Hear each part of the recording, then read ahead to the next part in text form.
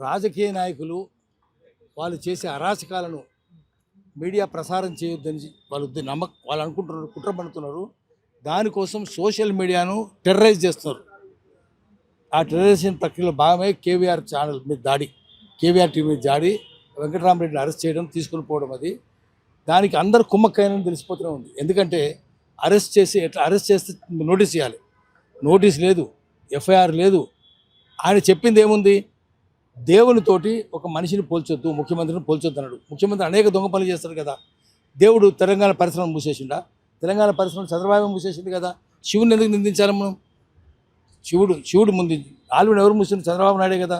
నయం ఎవరు సృష్టించాడు? చంద్రబాబు నాయుడే కదా. 18 మందిని భువనగిరిలో చంపింది ఎవరు? చంద్రబాబు నాయుడే కదా.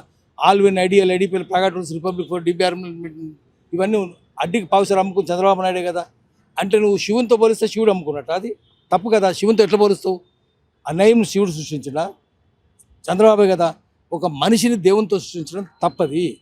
సృష్టించడం తప్పైనప్పుడు గల్లా బట్టి అడుగుతాం మనం. ఏ మీడియా అయినా సరే, ఎల్లో మీడియా, అది మహా టీవీ కావచ్చు, ఇంకో టీవీ కావచ్చు, అది మహా ఘనపాటిల్ దొంగల ఆ టీవీ తప్పది. దాన్ని అందరం పోయి మీడియా వాళ్ళ పోయి కూర్చోవాలి. తెలంగాణ మహా టీవీని బైకాట్ చేయాలి. తెలంగాణలో ఉండనియొద్దు. అరే నువ్వు చంద్రబాబుని ఛానల్, చంద్రబాబు దగ్గర పో. నువ్వు ఇక్కడ నుండి ఎట్లా నడుపుతావు? ఇక్కడుండి నువ్వు ఆంధ్రాను విమర్శించొద్దు. నువ్వు తెలంగాణలోకి వచ్చి చంద్రబాబుని ఎట్లా మెచ్చుకుంటావు? అది కూడా తప్పే. అందుకని ఇటువంటి ఎల్లో మీడియా ఏదైనా సరే, ఏ ఛానల్ అయినా, ఏ పత్రిక అయినా పొలిమేర దాకా తరిమేయాలి. తెలంగాణలో ఉండనియొద్దు. దానికోసం సోషల్ మీడియానే ఉండాలి, ఇంకే మీడియా ఉండొద్దు. ఏదైనా తెలంగాణ వాళ్ళది ఉంటే అది కూడా తెలంగాణ వాళ్ళకి అనుకూలంగా ఉండాలి. తెలంగాణ మీద జరిగే జాడులన్నీ చూపించాలి. తెలంగాణ బిడ్డలకు జరిగే అన్యాయాలన్నీ బహిర్గతం చేయాలి. అందుకనే ఇప్పుడు సోషల్ మీడియా అంతా ఏకం చేద్దాము. అన్సోషల్ మీడియాను కట్టగట్టి మూసినది మురికాల తొక్కి పారేద్దాం. లేకపోతే ఇక్కడ రాష్ట్రంలో కూడా మొన్న ఖమ్మంలో జరిగిన ఇన్సిడెంట్ పై ప్రశ్నించిన వాళ్ళని కూడా అరెస్ట్ చేసి దాడులు చేసిన పరిస్థితి. సో ఇట్లా వరుసగా జరుగుతా ఉన్నాయి. ఎట్లా చూడొచ్చు మరి? అంటే ఎందుకు జరుగుతుందంటే, ఇప్పుడు యోగి ఆదిత్యనాథ్ ఉన్నాడు, బుల్డోజర్ రాజ్యమే కదా. యోగి ఆదిత్యనాథ్ మోడీ శిష్యుడు.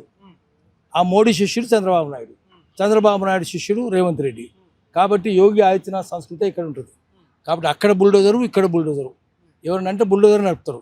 ఆ గుడిసెలు ఎట్లా కూరుస్తారు? అవి కూల్చడానికి వీలేదు, పేదోళ్ళ భూములు కదా. చంద్రబాబు నాయుడు అదే పని చేసిండు. ఈ పోలేపల్లి ఏం చేసినో చూసినాం. ఎస్సీజీలు ఎంతమందిని చంపించిండ్రు వాళ్ళు, ఫార్మా ఎస్సీజీలు పెట్టి. ఓపెన్ కాస్ట్ అయితే ఎంతమందిని ధర్మేసిండ్రు.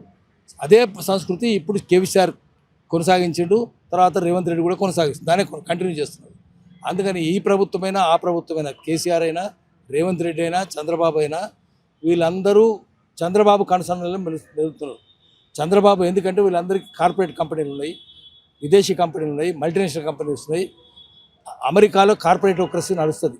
అంటే కార్పొరేట్ కంపెనీలు, axon company, xenon company, Ford ఫింటో company, Enron company వాళ్ళదే. ఇక్కడ కూడా వాళ్ళ ఏజెంట్లే, వాళ్ళ తొత్తులే వీళ్ళందరూ. ఆదానీలు, అంబానీలు, మోదీలు, ముఖ్యమంత్రులు అందరూ కార్పొరేటోక్రసీలో భాగం. కార్పొరేట్ పరిపాలన నడుస్తున్నది. క్లిప్టోక్రసీ, చోరస్వామ్యం నడుస్తుంది. ప్రజాస్వామ్యం కాదు, చోరస్వామ్యం. అందరూ దొంగలే కూర్చున్నారు. అందుకనే గట్టిగా మనం నిలదీయాలి. సోషల్ మీడియా ఒకటే దానికి సమాధానం. సోషల్ మీడియా అందరి మధ్యన సంఘీభావం ఉండాలి. సంఘీభావం పునాదిగా సోషల్ మీడియా నడుపుతాము, అన్సోషల్ మీడియాను బహిష్కరిద్దాం. తెలంగాణ జర్నలిస్టులు ఒక ఆంధ్రాకి తీసుకెళ్లి టార్గెట్ చేసిన తెలంగాణ పోలీస్ వ్యవస్థ ఏం చేస్తున్నారు? పోలీసులు కుమ్మక్క ఇంటరాళ్ళు ఇప్పటిదాకా వాళ్ళు ఒక మాట చెప్తలేరు.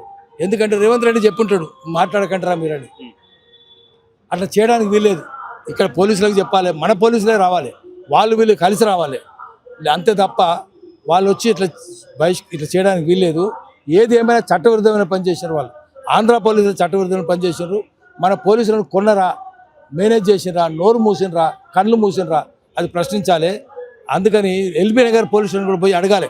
మీడియా అందరం పోదాం అక్కడికి పోయి, ఎవరో అక్కడ ఎస్హెచ్ఓ చూసి చెప్పమని చెప్పాలి, సమాధానం చెప్పాలి. అటన్నా ఇటన్నా చెప్పాల్సిందే. వాళ్ళు చెప్తే మౌనంగా ఎందుకున్నారు?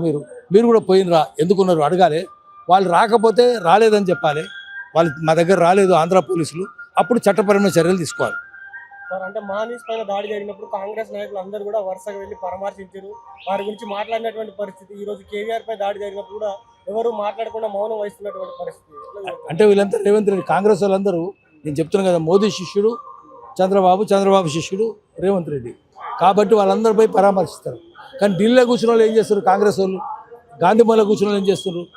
మోదీకి సరే అట్లున్నాడు, మరి రాహుల్ గాంధీకి ఏమైనా తెలుసా? ఏమి తెలియదు. పట్టించుకోడు. మన వచ్చిండు వికారాబాద్, ఇట్లా వచ్చి అట్లా పోయిండు. ఎగిరిపోయింది అంతే కదా, ఎవరిని పట్టించుకోలేదు కదా. ఫ్లయింగ్ విజిట్ ఎందుకు? జనంతో కూర్చో, ఇక్కడ ఉండో వారం రోజులు 10 రోజులు స్లమ్ పో. ఎందుకు పోడు రాహుల్ గాంధీ? మీది ఉన్నది 2 స్టేట్సే కదా, 2 స్టేట్స్ 3 స్టేట్స్ ఉన్న వాళ్ళు రోజు జనంలో కూర్చొని ఎందుకు పోరు? కర్ణాటక ఎందుకు పోరు? తెలంగాణకి ఎందుకు పోరు? ఢిల్లీ వాళ్ళు ఎందుకు పోరు? ఖర్గే ఎందుకు రాడు ఇక్కడ? ఎందుకు ఏం చేస్తుంటారు వాళ్ళంతా? వేణుగోపాల్ ఏం చేస్తుంటాడు? కొప్పుల రాజు ఏం చేస్తుంటాడు? ఇక్కడ రావచ్చు కదా, రారు. వాళ్ళంతా ఢిల్లీలో కూర్చున్నారు, తింటున్నారు. కాంగ్రెస్ పార్టీ అంతా అదే పని చేస్తుంది. ఢిల్లీలో కూర్చున్నారైనా గల్లీలో కూర్చున్నారైనా ఎవ్వరు ప్రజలను పట్టించుకోరు. అందుకనే ప్రజలే కాంగ్రెస్ పార్టీ కూడా గట్టిగా బుద్ధి చెప్పాలి, చెప్పి చెత్తబుట్లో పడేయాలి ఆ పార్టీని, మళ్ళీ కొత్త పార్టీని తీసుకొని రావాలి.